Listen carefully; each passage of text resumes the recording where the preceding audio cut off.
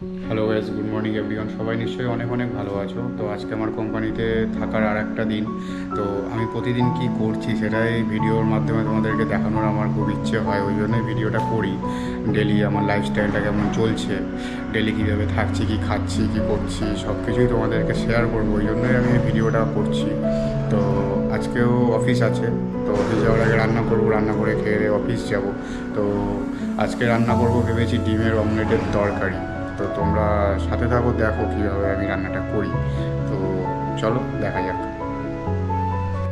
এখানে পেঁয়াজ, লঙ্কা আর আদা রসুনের পেস্ট করা আছে।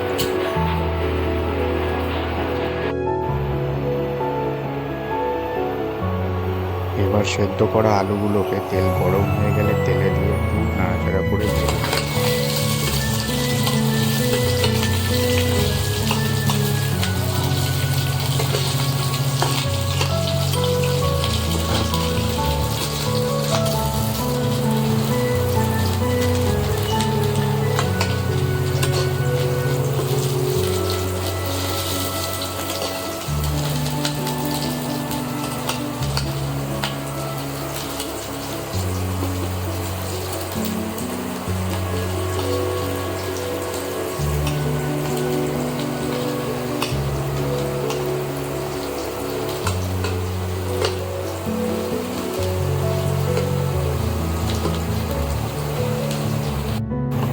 আলুগুলোকে ভাজা হয়ে গেলে তেল থেকে তুলে নেব।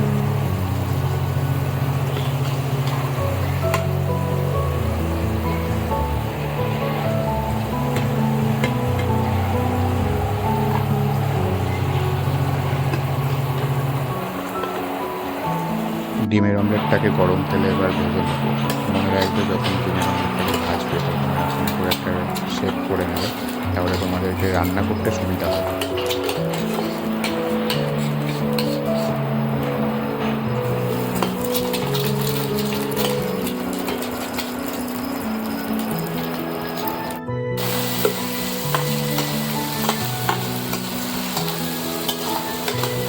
ডিমের অমলেটকে কড়াই থেকে তুলে সাইডে রেখে তেলের মধ্যে পেঁয়াজ দেবো, তারপরে কাঁচা লঙ্কা দেবো, তারপরে আদা রসুনের পেস্টটাকে দিয়ে ভালোভাবে এটাকে ভেজে নেব।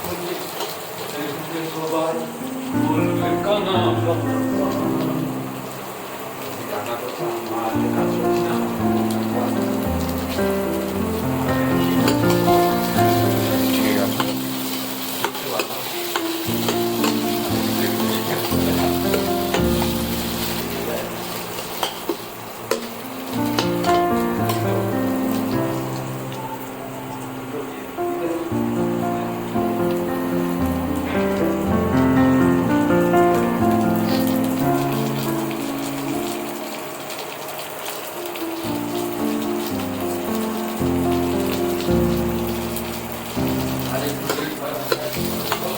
হ্যাঁ,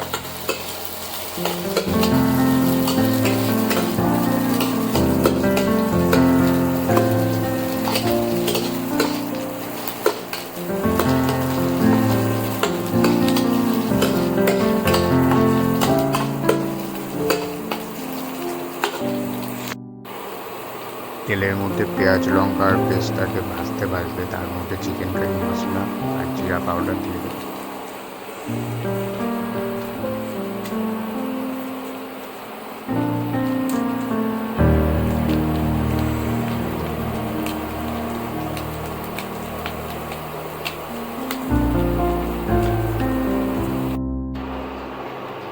তারপরে পেঁয়াজ রসুন আর মশলাটাকে কষিয়ে নিয়ে তার মধ্যে একটু জল দিয়ে আলুগুলোকে দিয়ে ভালো করে এটাকে ফুটিয়ে নেব।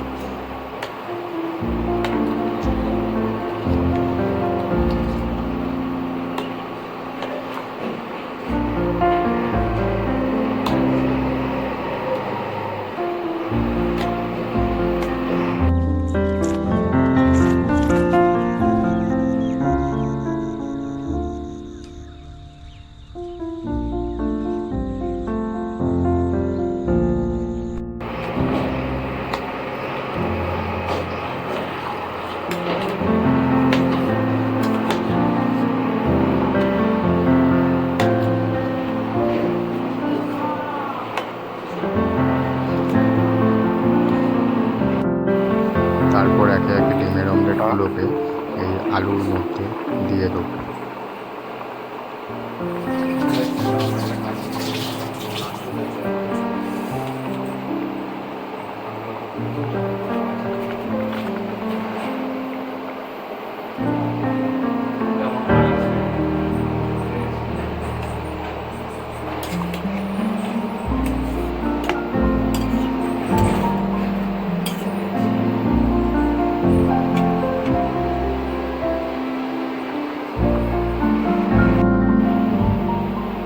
ডিমের অমলেটটা দেওয়ার পরে অনেকটা ঠিক এরকম দেখতে হয়েছে তরকারিটা, জানি না কেমন খেতে হবে, নিশ্চয়ই ভালোই হবে। কেমন খেতে হয় তোমাদেরকে অবশ্যই জানাবো। তো আমার তরকারিটা প্রায় হয়ে গেছে। এরপরে ধনে পাতা কাটা আছে, ধনে পাতাগুলোকে তরকারির উপরে দিয়ে দেবো, ছড়িয়ে দিয়ে দেবো।